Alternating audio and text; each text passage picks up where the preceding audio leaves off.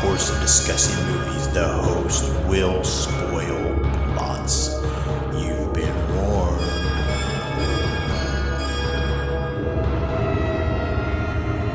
Listen to their screams.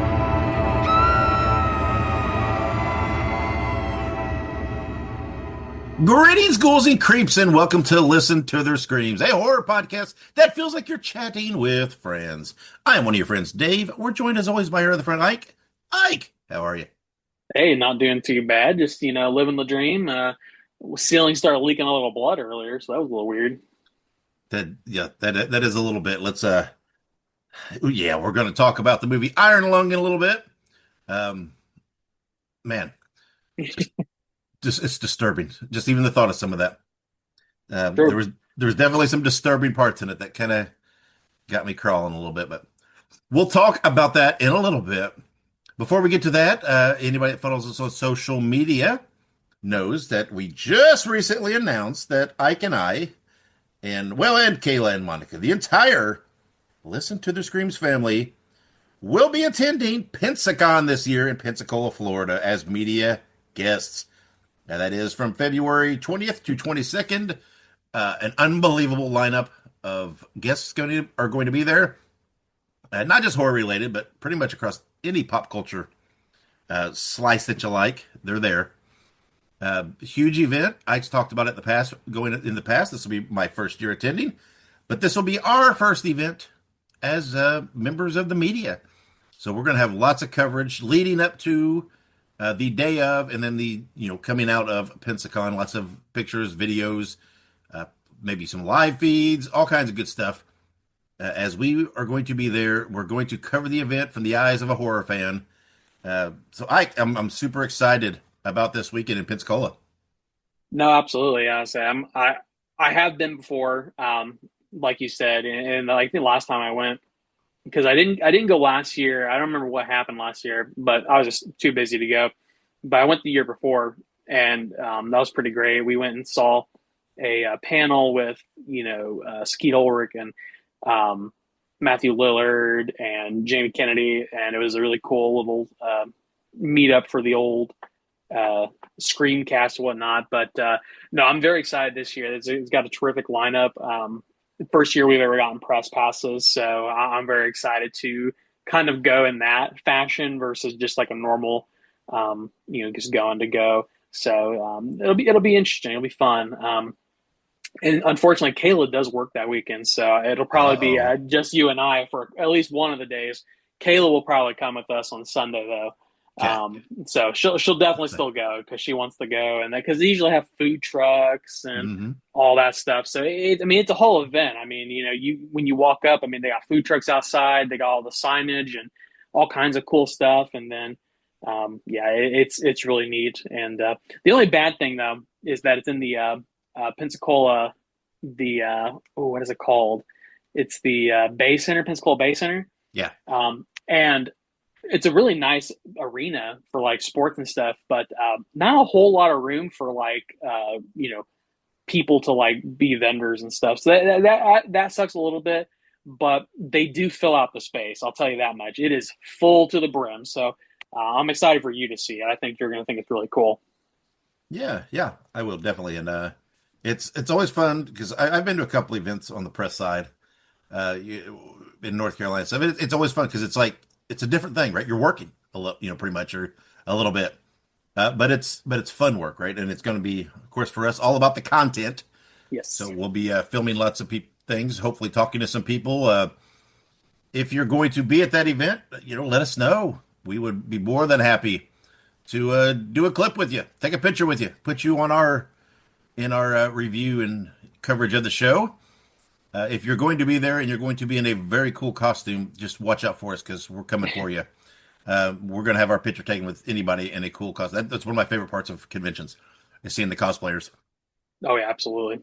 So, but yeah, and we'll be talking about whatever the panels, the guests, the merchandise, the event in general, and again, but we're going to do it through, at least for the show's purposes, through the eyes of a horror fan. So, looking very much forward to that. Not too long to wait. What, 3 weeks away? Less than 3 weeks.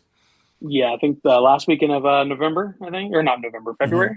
Yeah, November was a yeah, few months ago. yeah. The 20th through 22nd. So Yes. yeah, I guess we're just. Oh, I guess we're just 2 weeks away. 2 weeks from today. Oh yeah, no, Jill, it's not the last weekend. It's the second to last weekend. Yeah, So not second to next last. weekend, but the next weekend. Yeah, I think it's the first full weekend or last full weekend, I believe, right? Because I think the last weekend crosses over into March, unless this is a leap year. No, it is not a leap year. I think the Oh, there next you go. one is 2026, I Yeah, think. there you go. Anyway, it's February 20th to 22nd. That's where we'll be there. If you're in the area or going to be there, let us know on social media. We would love to connect, say hi to any listeners that might be out there. But hopefully we'll get some good coverage, and hopefully we'll meet some new people and make some new listeners. Uh, Ike and I will be ripping with the Listen to the Scream shirts. If you want one of those, just go to all of our links and you can purchase one of those yourself. You would get mad props if you're at the convention with one of our shirts on, and we ran into you. That. I mean, we might just kneel and bow to you. That would be very cool. I would love to see one of our shirts out in the wild. That would be Insane. that would be pretty cool. So, all right. Anyway, again, watch social media for more on that as we build up to that. Again, only 2 weeks away, so it will start ramping up for us pretty soon as we continue the coverage of the event. Before we get to all the usual festivities here on the show, Ike, did you watch anything else this week besides Iron Lung? Yeah, so I remember we were kind of talking about it when we watched the In Search of Darkness from the 90s, but I finally got around to watching the Bloody Muscle Bodybuilder in Hell. Oh Um, yeah, forgot about that. so it's on Tubi, so I mean that's really cool, and on Plex. Both of those are free services. But no, I went on there and watched it, and it's amazing. Easily one of the best. Like it's not a spoof movie, obviously, but like one of the best. Like they took the idea of like the Evil Dead and kind of like threw it into Japanese, and obviously like he loves the Evil Dead. I mean, there's so many moments where he's like obviously ripping off of that, but in a good way.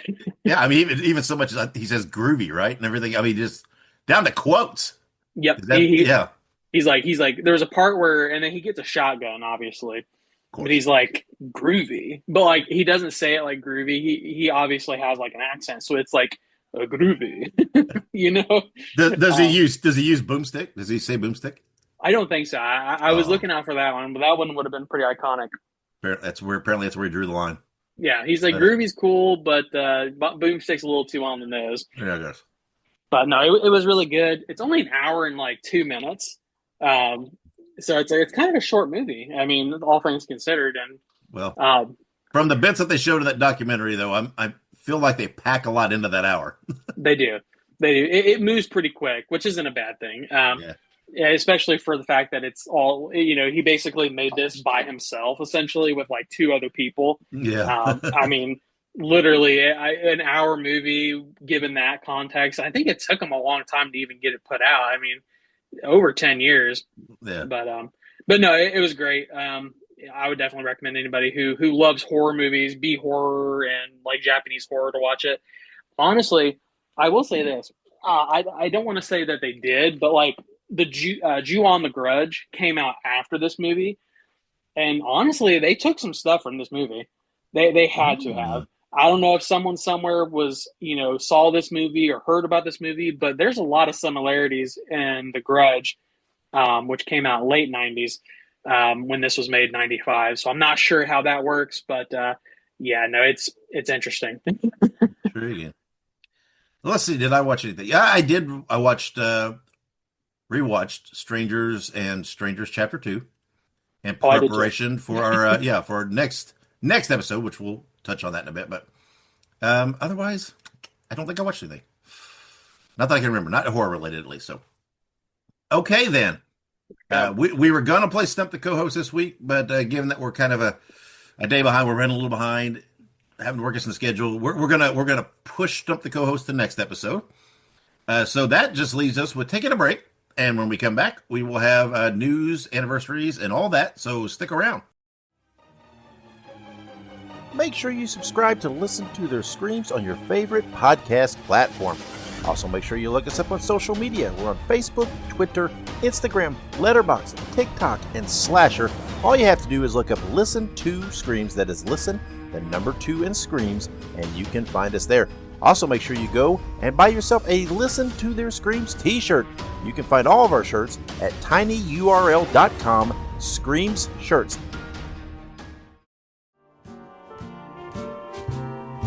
Spreading the news. Spreading the news. Spreading the news. And welcome back with the news. All right. So we actually talked about this a little bit last week, but Silent Night, Deadly Night is now available video on demand. This was something we actually watched not too long ago and had a full review of, so I would check that out in the archives. But we liked it. Pretty decent remake from the original, and I think it's pretty worthy of the Silent Night, Deadly Night fandom. So Me too. it's online now, so you can go watch it. Yeah. When we talked about last week, it was actually last week they announced the physical media release. Okay. And now it's, which at some point we probably did cover the date upcoming for video on demand. They usually announce that first. But whatever the case may be, now it's actually out. It's out there. So definitely to me, it's worth a purchase digitally for me. This is I enjoyed this tremendously. And again, I love it, and I love the original, but I feel like I can love them both because it's like this is I don't know. It's not a straight remake. It's very inspired, very obviously has a lot from it, but it does. And we talked about this leading up to it, that this was a movie that really seemed like it could fit bringing a modern take on it, because you could still get that same concept, same feel, same vibe, the same background, but it would feel fresh in a different movie just because of the big span in time period. We're talking 40 years between the two. So, and to me, it was right. I think it was, I love it. I love it like the original, but both of them in just different ways because of what they are and their time periods. And absolutely, I guess we've spent a lot of time talking about this Christmas horror movie and here lately. But long story short, very good movie. Go buy it on physical media when it comes out. Go buy it video on demand now. Watch it when it hits streaming. Just Rowan Campbell's great. I can't wait to see what he does next. I hope he keeps his feet firmly in the horror field for a while because he's great.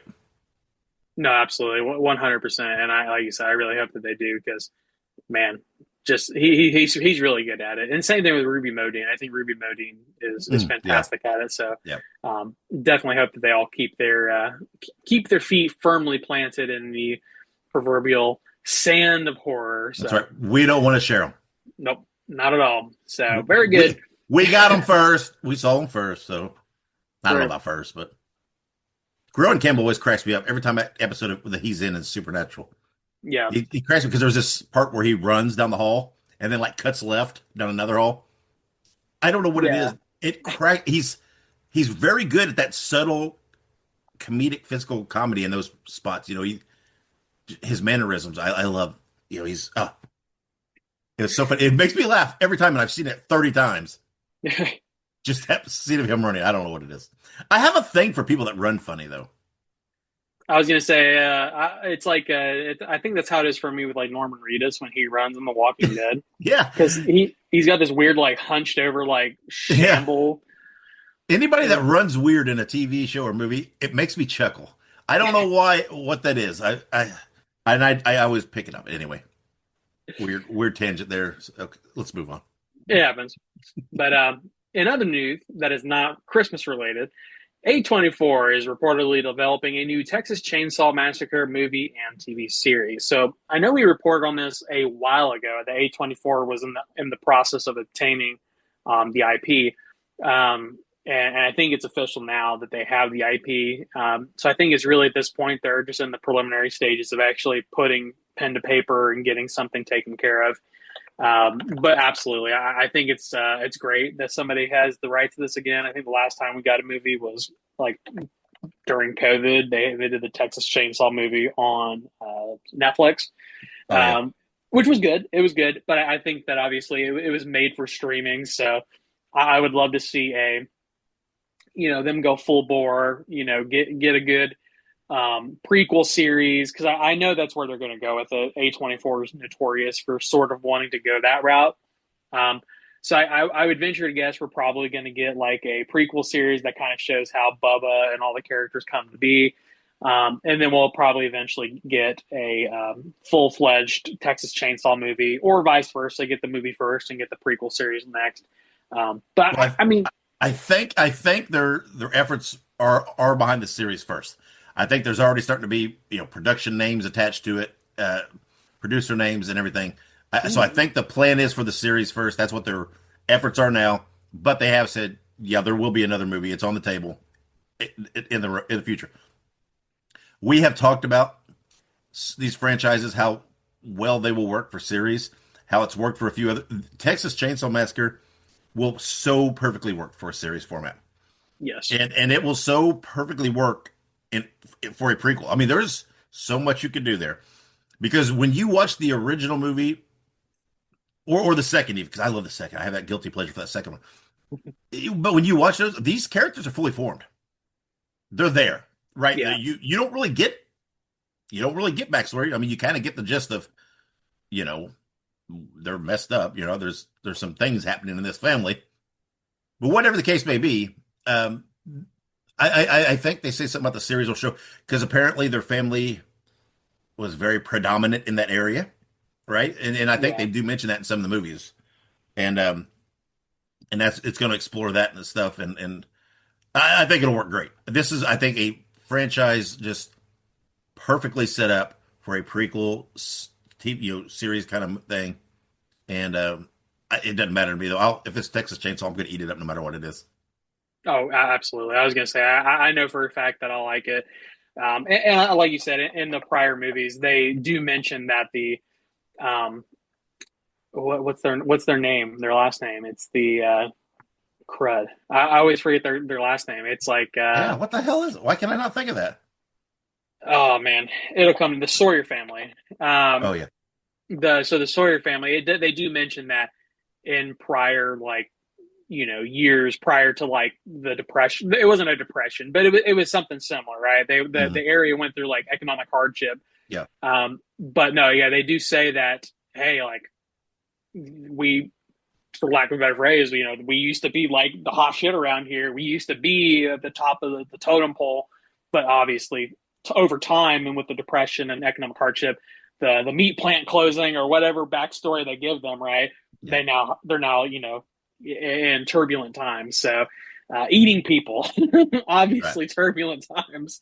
Well, and when you have right, if you explore them being in power in this area or whatever, controlling of the area, Yeah, that also right when you have that power, it enables you to keep your family secrets quiet. true. So that could explain how they got into this and how they got by with it. Because if you have the people in political power, people in legal power, people in law enforcement power that's in your family, there's you can keep that all hush hush and quiet and cover it up, and no one will know the difference. True. But I'm excited. Bring it on. The Yeah. sooner the better. But maybe we can get this series quicker than we got Crystal Lake.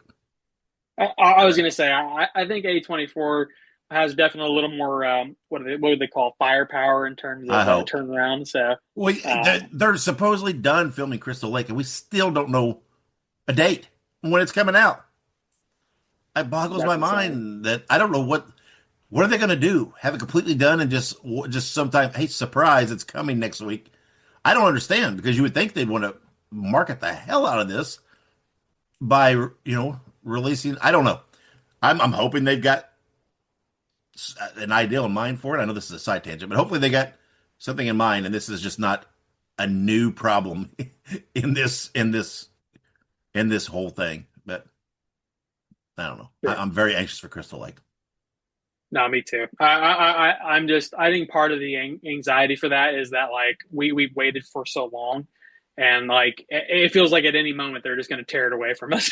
So, Yeah, which is going to be extraordinarily hard now, knowing that there's material filmed and there's yes, something there. That pisses me off when you have something in the back, and I'm looking at, the Batgirl movie. That's what I'm looking at here. Right. You got it in the can. I don't care if it doesn't fit your canon anymore. I don't care if you're going in a different direction. I get it. You can still put it out there. You can still put it on the streaming service, and Yep. you can just it can be a standalone. What it is, you've already got it in the can, done. So what? But I hate when they do stuff like that and they sit on things and whatever. Anyway, Yeah, move no, on. absolutely. No, 100%. But very good. Say we're going to move on now to some unfortunate news that we came through here. But Catherine O'Hara, known for her role, of course, in Home Alone and Beetlejuice, and many more, passed away on January 30th at the age of 71. Obviously, anytime that somebody famous passes away, we all sort of develop that parasocial relationship with a lot of these people, and I definitely think Catherine O'Hara had a very special place in a lot of people's hearts. I mean, Home Alone's a holiday classic. Beetlejuice is also a horror classic as well. So definitely, that was a big one though when that came out. And it's she was just in Beetlejuice as well. So she was older, but man, it always sucks to hear that them when people go. And somebody actually posted this, and it's kind of sad, but Kevin McAllister is officially an orphan because Yeah. both her and the dad are both passed away. They actually passed away at the same age, so Mm. just the guy was a little bit older. I think. I think he passed away maybe 5-10 years ago. So It's just I don't know. This one seemed to, I don't know, seemed to kind of come out of nowhere because it did. she's still out there a lot. So I mean, I just, recently finished watching her. She was in the Last of Us series, and Oh yeah, she had a great part in that, in that, uh, in the, especially like the whatever the second season there or whatever season they're on.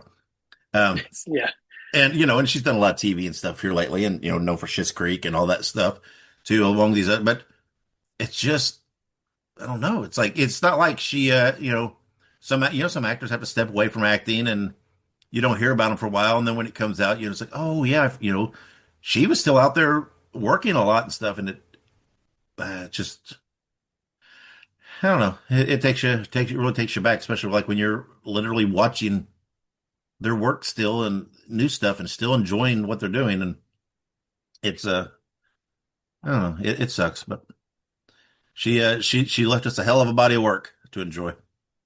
yeah. I was gonna say they definitely still has a lot of work for people to enjoy, and I'm sure she probably saw some projects that are still in the works as well. So Probably. But again, I mean, like you said, Home Alone and Beetlejuice, those are two top level iconic movies. They will never, those will never go away. Those movies will be held in high esteem for generation after generation after generation. So it's kind of surreal to think, someone's a part of that or, gets to do that. And there she is in both. yeah, absolutely. But all right, we'll move on now to some other stuff here to talk about. We have some upcoming birthdays. We have two. We have first things first, February 8th, 1997. We have Catherine Newton, of course, known for her role in Supernatural, Lisa Frankenstein, and the upcoming Ready or Not 2. Yeah, Catherine Newton. Ugh. Catherine Newton starting to build a little bit of a repertoire in She the is. horror genre. And I would assume that they're going to continue to do it because, I mean, they're obviously getting roles. And I think starring next to Samara Weaving and Ready or Not will be really fun to Oh, see. I can't wait. I can't wait to see. It's gonna be a blast. Well, I loved Ready or Not, the Me first too. one, so Me too. I'm glad that they finally got around to making the sequel. I know it had been a hot minute since we'd heard anything about the sequel. I feel like I remember hearing a couple of years ago that they were starting the process, so I'm glad that they followed through. We're getting that movie, I think, later this month, actually, or is it next month? I can't remember. It's no, I think it's in March, but it's not too far off. No, I know there's been a trailer came out not too long ago, and it looks great. But yeah, Catherine Newton is just very quickly. She's one of my favorite modern actors out there. I mean, and yeah, she's done some other things. She was in that one, whatever it's called, that one vampire movie. What was I don't remember what it's called with oh, Abigail. Abigail. Yeah, and some other things. But then of course I mean, she was in whatever Ant-Man and Wasp, and in those movies and other stuff too. But she's very quickly becoming a very big attraction in Hollywood. But she is yeah, she's definitely one of my favorite course, I a little biased because of her background in Supernatural. That makes me love her all the more. But we Lisa Frankenstein. We have a review of that in the archives. I enjoyed that. Uh, Uh, and again, I'm sure Ready or Not 2 will be one we're going to review when it comes up. So looking forward to it. Yeah, anything she does is it piques my curiosity. Absolutely, and that's what I was gonna say. I mean, it's one of those weird things where it's like there's certain actors that like, I see and I'm like, wow, love to see them in more horror movies. And she's one of the ones that I saw, like saying Man and Wasp and Supernatural. And you're like, yeah, I'd love to see them spread their wings and do more horror movies. And I'm glad to hear it. So, but very good. Happy birthday to Catherine, and we'll keep an eye out for Ready or Not Two here soon. Mhm. But our other birthday, of course, is February 10th, 1906. We have Lon Chaney Jr., the Wolfman, from the Wolfman, I should say. And I've seen this movie many, many years ago, so I do vaguely remember him. But yeah, 1906, that's crazy. That was 120 years ago. Yeah, yeah, and of course, I mean, yeah, of course, he's most known for playing Larry Tablet in the Wolfman, but he's also, I mean, he played Frankenstein, he played all kinds of other things in other uh, uh, Universal monster movies. I think he's one of the only guys who've played the majority, or because I think he also played Dracula in one of the sequels, and so he's played multiple characters. And of course, his dad was Lon Chaney, the man of a thousand faces or whatever, the makeup guy that did Phantom of the Opera and stuff like that, and was revolutionized so much of the makeup um, and costume stuff back in then. So yeah, Lon Chaney Jr. He died younger than he should have. I think again, I hope I'm not speaking. I think he had a drinking problem Oh and wow. stuff, and but he did a lot of stuff, especially within Universal horror. But yeah, I mean, the Wolfman, the original Wolfman, just that's such a great movie, and for the time period, such good effects, and he was great in it. Yeah, absolutely. And it's one of those iconic, roles from, that time period when horror was still so new and fresh. So definitely a fun time. And obviously he's long past, but like you mentioned, but yeah. But happy birthday, Lon. And we're going to now jump to some movie anniversaries. About said movie birthdays, but movie anniversaries. I don't know why I always say that. Potato, potato. Potato Potato anniversary birthday. So close enough. But February 7th of 2025, we have Hard Eyes. That movie is in the review in the archives. Generally positive reviews for this one as well. I remember we both enjoyed it. Um, it was good. It had the fellow that is in Scream, Mason Goody. Mason Gooding. Good Lord. I, Yep. I always remember his last name, but I never remember his first name. But Yeah. yes, Mason Gooding. He was great in it. I believe the female lead as well is from something else we've seen, but I also can't remember who they are. But Hard Eyes was great. It was a fun little holiday slasher, in the same vein of thought of like My Bloody Valentine. So it was very enjoyable. I quite enjoyed it.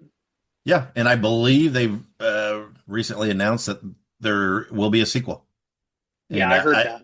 I don't know where that stands in the vein, but they have put word out there, so that's exciting, right? We love our holiday horror. Valentine's is a kind of an underutilized holiday in the grand scheme of things, right? But yeah, I thought it was good. I'm all about doing more holiday horror. Bring it on, and Mason Goody, I do like Mason Goody, so Yeah, absolutely. But make sure to check out our full review in the archives. Like I said, we really dove into it, talked about it. We made this comparisons with My Bloody Valentine, etc. So make sure to check that out. But very good. We're going to jump now to actually not yet, but we actually talked about this movie last week. I think somebody else had a birthday last week that was in this movie or was involved in this movie. yeah, it was it last week or week? Maybe because it's John Carpenter directed. We had Yeah. John Carpenter not too long. I can't remember, but whatever the case may be. But yeah, Yep. So that is February 8th of 1980. The Fog. Yeah, The the Fog's fog. great. The Yeah. Oh Fog. yeah. The Fog's great. And it's been remade too, and the remake's not horrible, but the OG is very, very good. Yes. Highly recommend anybody who's never seen it. It's definitely up there in terms of like the iconic '80s movies, and very good, extremely fun movie. I think for me, The Fog, what always stood out to me is that we had The Fog and then we had The Mist. Mm. So I always get the two mixed up in my head sometimes, but I have to remember they're two very different movies. Yeah, what? Oh, I think this came up because we were talking about Silent Hill, Oh, maybe, yeah. because we were questioning why is it that, why do they always portray, why is the fog always got to be creepy? Yeah. And but no, the fog is great, and I think to me it's in that starter kit of movies if you want to explore, particularly '80s horror. If you're new and wanting some groundwork, it's in that starter kit. You got to watch it. So Yeah, absolutely. 100% agree. Gotta make the starter kit. We should that should be something we talk about sometime. Our starter kits for there horror. you go. Yeah, That could be a fun concept. we could break that down. How many certain number of movies from each decade that Yeah, I are think so. the must views that you have to watch. Yeah, might be that'd be a trick, but That would be. sounds But interesting. Yeah, we'll we'll do have to, that. We'll help out those newbies sometime. We'll I was gonna say we'll have to look at that sometime. That'd be interesting. Dave But and Ike's horror orientation. that's right. But all right, we have two more birthdays. One of these we literally just talked about, and Oh the other yeah, one, we actually mentioned both of two. them we did too. Yeah, Yeah. that's crazy.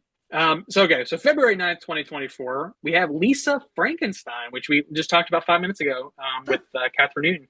Um, yeah, Lisa Frankenstein's great. It is an interpretation of the Frankenstein mythos, and we did do a full review of this way back when last year, no, 2 years ago now. So yeah, I mean, definitely check it out. I've not watched this movie since then, but it was an interesting movie. It was creepy. It had a little bit of that sort of uncanniness to it that was a little interesting, and obviously it has the classic tropes of Frankenstein and the oh, he's alive. So Yep. yeah, love it. Love The, Catherine Newton in it. the I think Sprouse, one of which the Sprouse? Sprouse twins is in it I too, don't which is remember fun. which one, but yeah, he stole the show. He was great.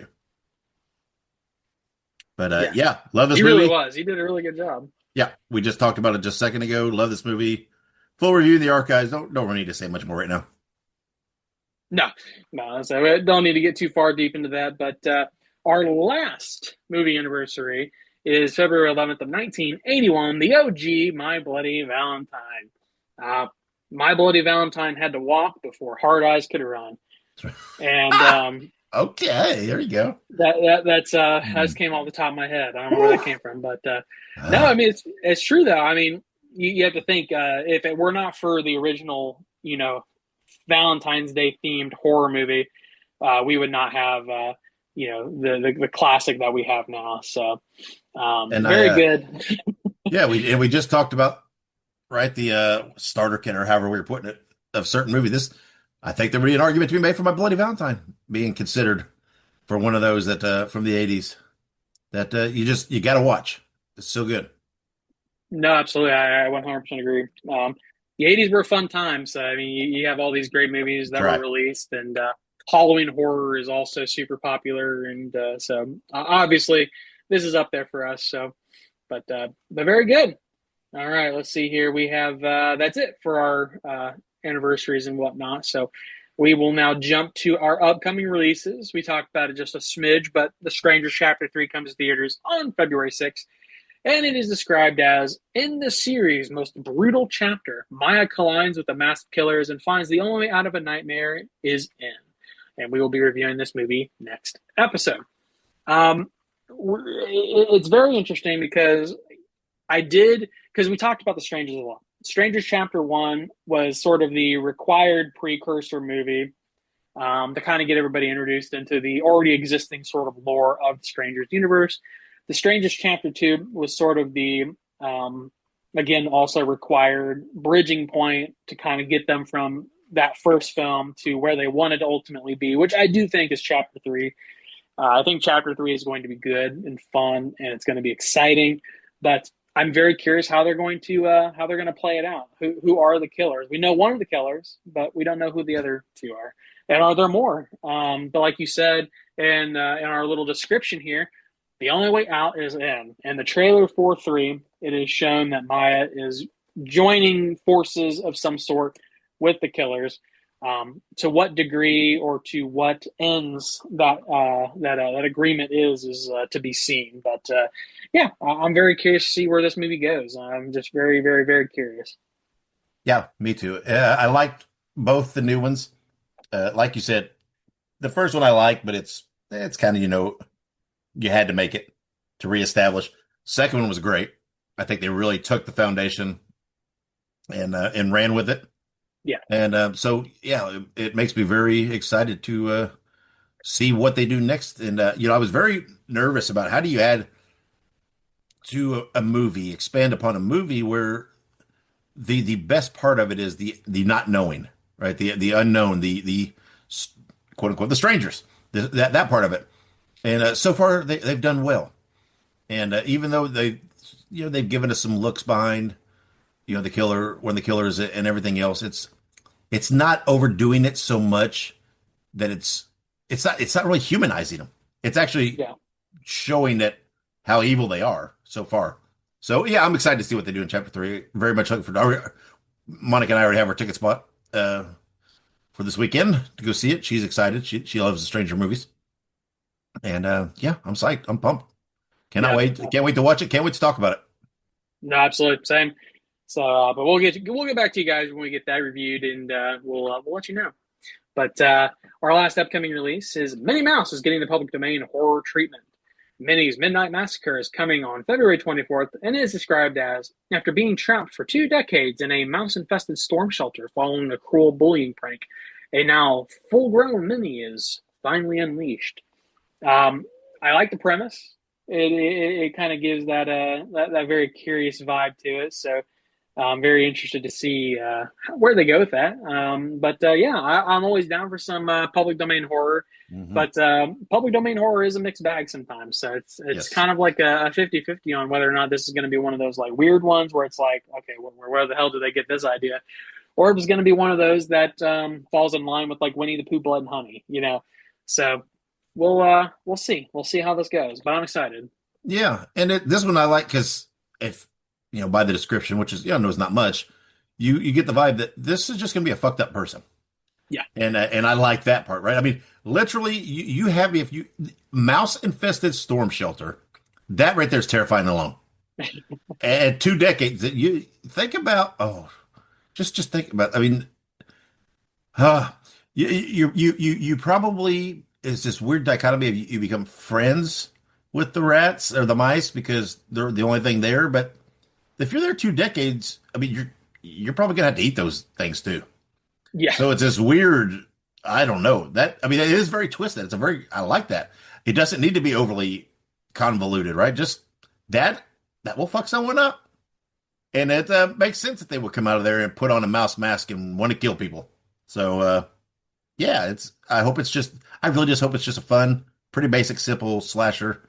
Just person comes out screwed up and is looking for some revenge, and that's what I want. Don't overcomplicate it. yeah, absolutely. Keep it simple. So, but we will let you know when we eventually get to watch this. This might be something we'll have to do like a mini review of. But yeah, very excited for that. Very excited for Strangers. So we got some good upcoming releases for you guys.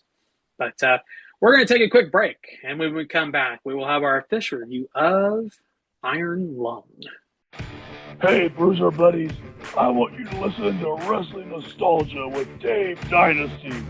Every week, he has the roughest and toughest interviews in the podcast world today, with the best guests you could ask for. There's no bums on this show.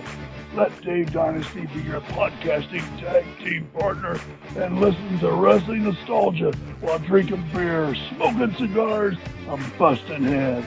Just look it up on your favorite podcast platform and subscribe today, because the Bruiser said so. Okay, and welcome to Listen to the Screams. We've officially climbed into the quote-unquote submarine. We are about to get lower down into the blood ocean, and let's see what happens from there. Iron Lung, well, before I get to that, it was written and directed by Mark Fishbach, what is his he's a YouTuber. What does he have a different name on YouTube? Yeah, he goes by Markiplier on There you YouTube. go. There you go. That's right. Based on the video game by David Zemansky, starring Mark Fishback, Carolyn Kaplan, and others. Not too many others, but there are a few others. Unreal. This movie grossed 17,800,000 domestically on open weekend. Good for number two. Only behind fellow horror movie Send Help, the Sam Raimi directed Send Help, at number one. I love that. I love that there's two horror movies sitting on top. And then we got Strangers next week. That's just gonna love it.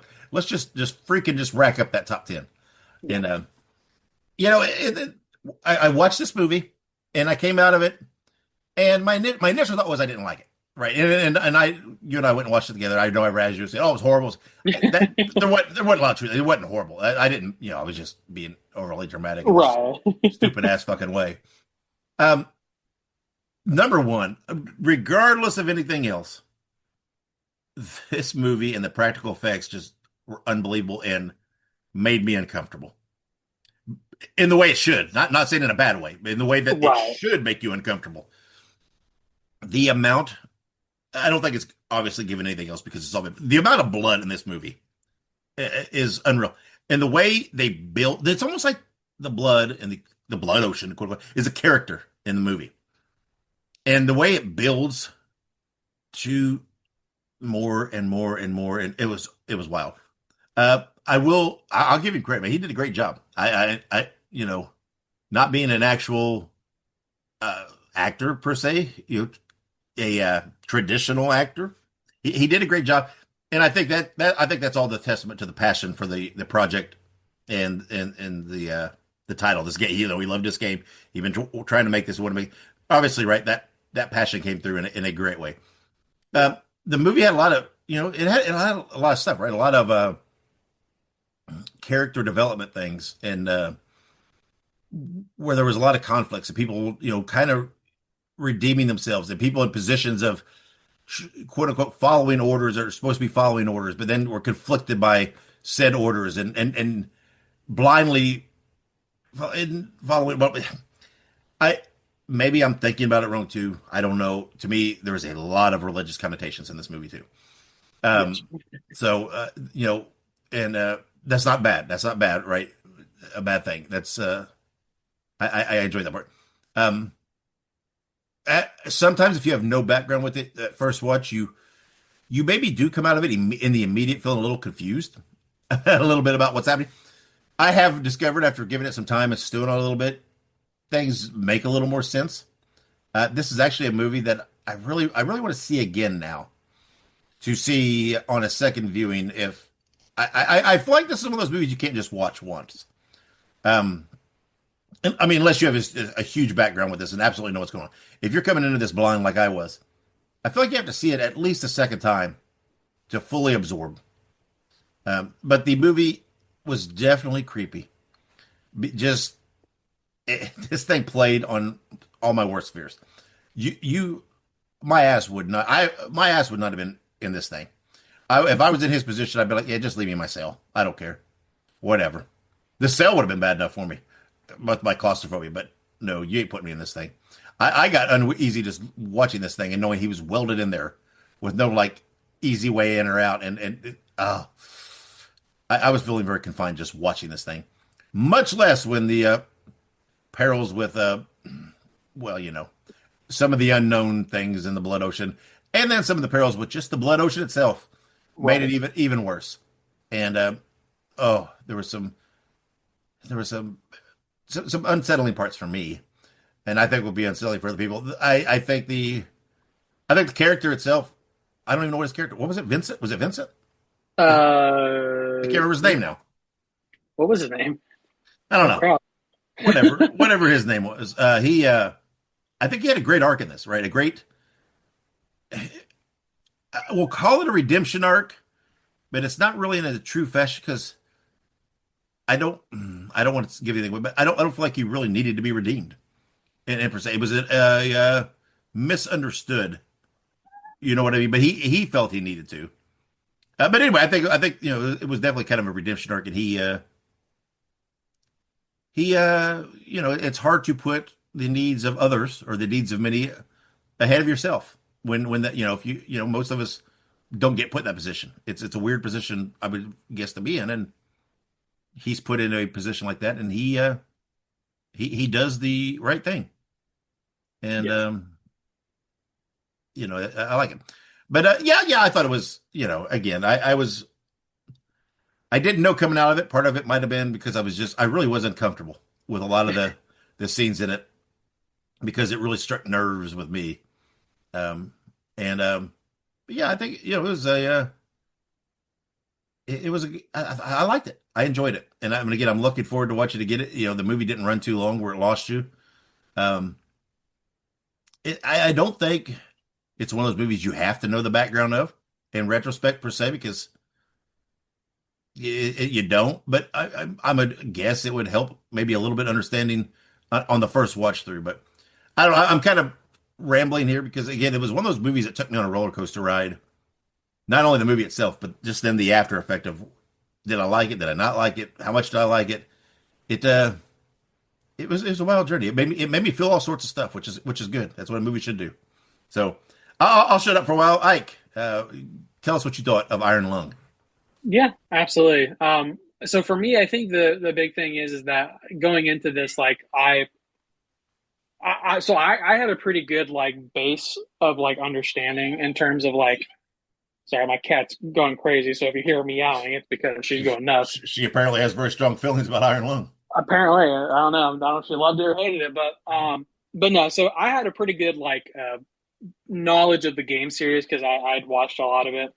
Um, and like I love Markiplier. I've been watching Markiplier for well over 10 years. Um, he's been doing the YouTube thing since I think 2012, maybe 2013. I could be wrong, but I know for sure since high school I've been watching him, which was more than 10 years ago. So, but no, and so getting to watch this, kind of comes full circle.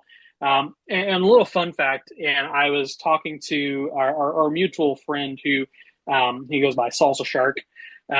He kind of mentioned to me because Mark did another horror series on Prime called Edge of Sleep, and it's really good. It's like a short series, limited series type deal, and it's super good, super entertaining. But basically, Prime told him like, "Hey, unless Edge of Sleep does really good, we're not going to put out your movie." So that was basically the deal. He had to do Edge of Sleep. It had to do extremely well. Had to be like in the upper so many percentile for so many weeks. And if they didn't, they were not going to put it out. And Edge of Sleep did really good, just not as good as they wanted it to do. So originally, this movie was essentially dead in the water. It was already going to be self-funded. Markiplier funded it all from his own pocket. And then he ended up having to do all the distribution by himself as well because this company didn't want to help him. So to me, it is insane that a movie that took, just under $3 million to make out of his own pocket made that money back on Thursday previews and then more than quadrupled their budget literally over a few days. Yeah. And this is not to even say when it goes on video on demand or if it goes on streaming. Obviously he's going to make some buku bucks on that too. So it is insane that like we got the movie we did, and it was essentially done all in house. They didn't have a production company. It was all internal. The people that he has edit his YouTube videos, which are obviously very well edited. These are professional editors. These are the same people that edited the movie. Um, I will say that the movie's very long. It's over 2 hours long. I do like that it was long because I do think that obviously Wait, the was it movie, really? yeah, it was over 2 hours long. I think it's 2 hours and like That's two it. hours Didn't and 5 minutes. it didn't feel like it? I see. I thought it was shorter than that. I didn't look at the time running time. I don't know. Yeah, It didn't feel like a 2 hour movie. It really didn't. no, I liked it, but I know some people don't like it. And normally Dave does not like long movies, but Nope. like he said, this movie didn't feel long. Um, this movie felt very much like a very slow, unnerved build to this like explosive sort of like situation. And like he said, this movie really plays on the idea of like confinement. right? Basically trading one prison for another. Yeah. And I mean, the idea of being in a submarine that you have to be welded into, right? Because that's in the games. You're welded in the submarine to kind of find these points of interest under this blood ocean. And you also have this larger cosmic sort of deity like thing that, like, this whole quiet rapture, right? Where, like, basically everyone's gone. And so it's this really unnerving sense that, like, not only are you watching this guy go into a blood ocean on a celestial body, which is like some random moon, right?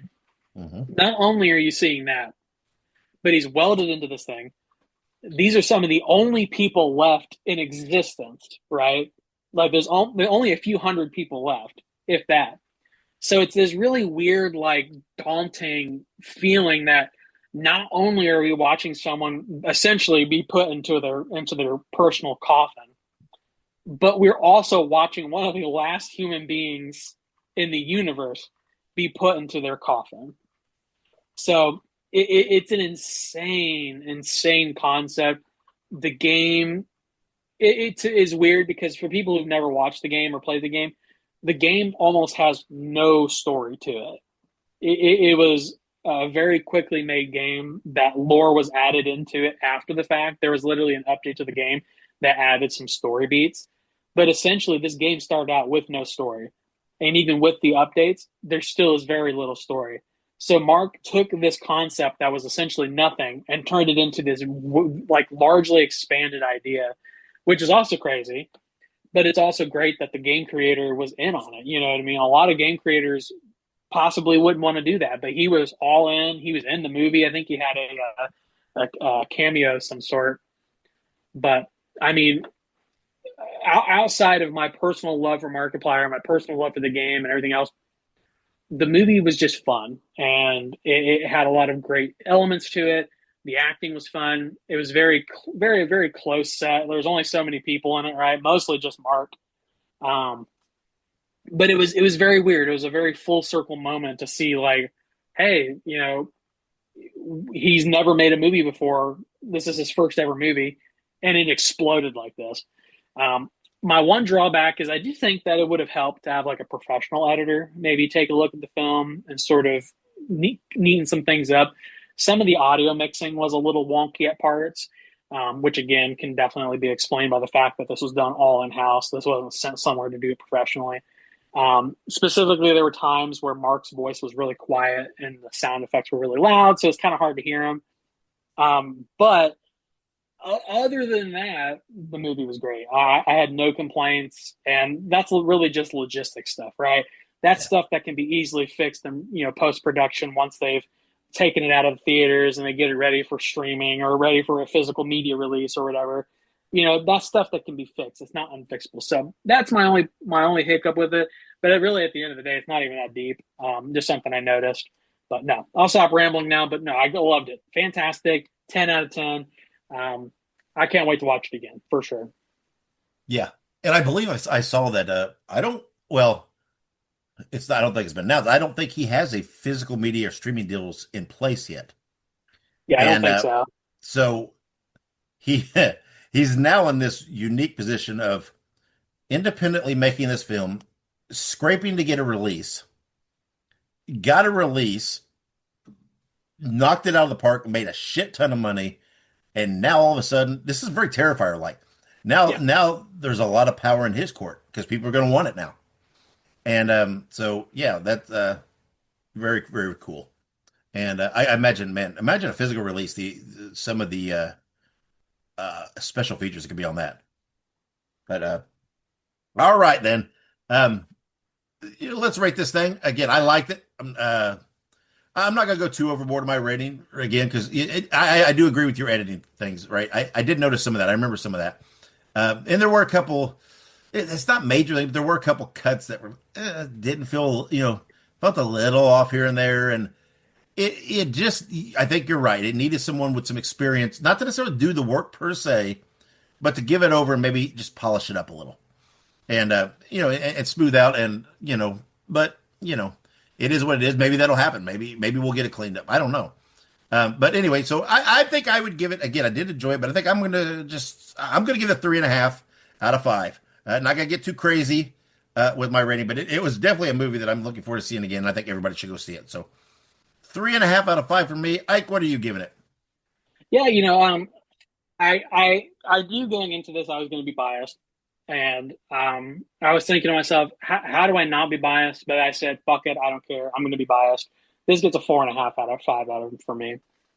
I so here's the thing: very few times in life have I ever seen a project start, kind of start, get delayed, do this, go back, go forward, but then ultimately end up to where we are. And this is one of those times, you know what I mean? I've been following Markiplier's career for years.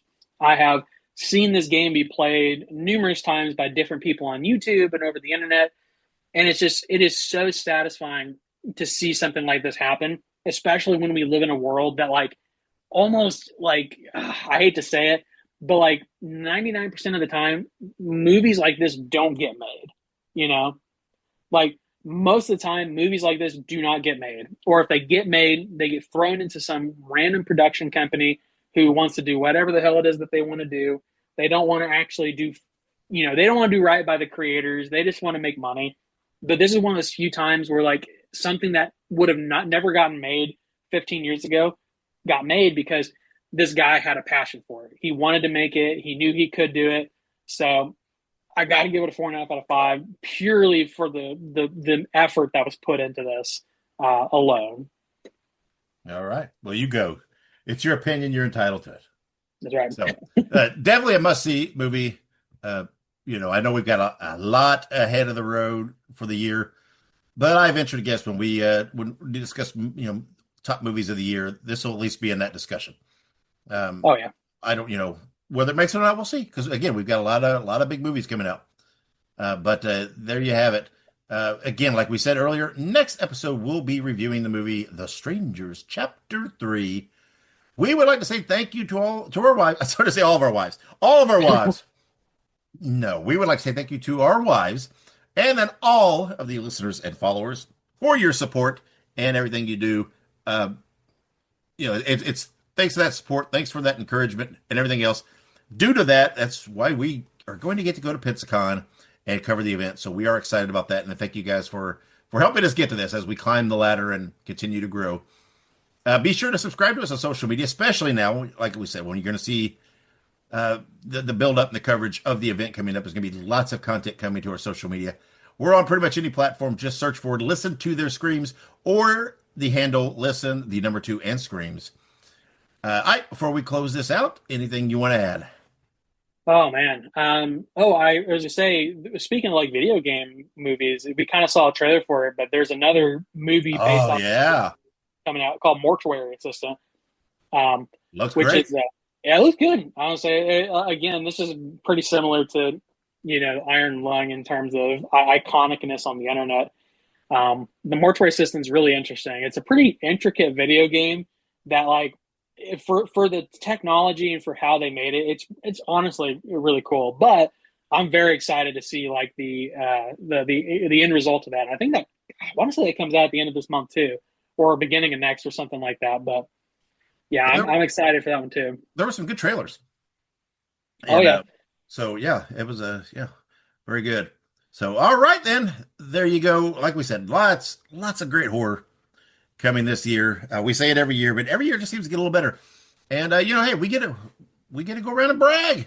We had the top 2 movies this weekend. Even over a certain documentary that just makes my skin crawl. I'm not going to go into it too much, but nanny nanny boo boo. It was number 3. Monica jokingly said, "Oh look, horror had the top 3 spots on the chart." No matter where you stand, that's a funny joke. Sure. So, all right then. Anyway, good time to be a horror fan. So go check out Iron Lung. Go check out Send Help. I still want to go see Send Help. I really want to go see that. I'm gonna see if I can't squeeze in a view of that too. So anyway, until next episode, when we will be reviewing The Strangers Chapter 3. Wherever you go, whatever you do, be good, be safe, and always have many pleasant nightmares.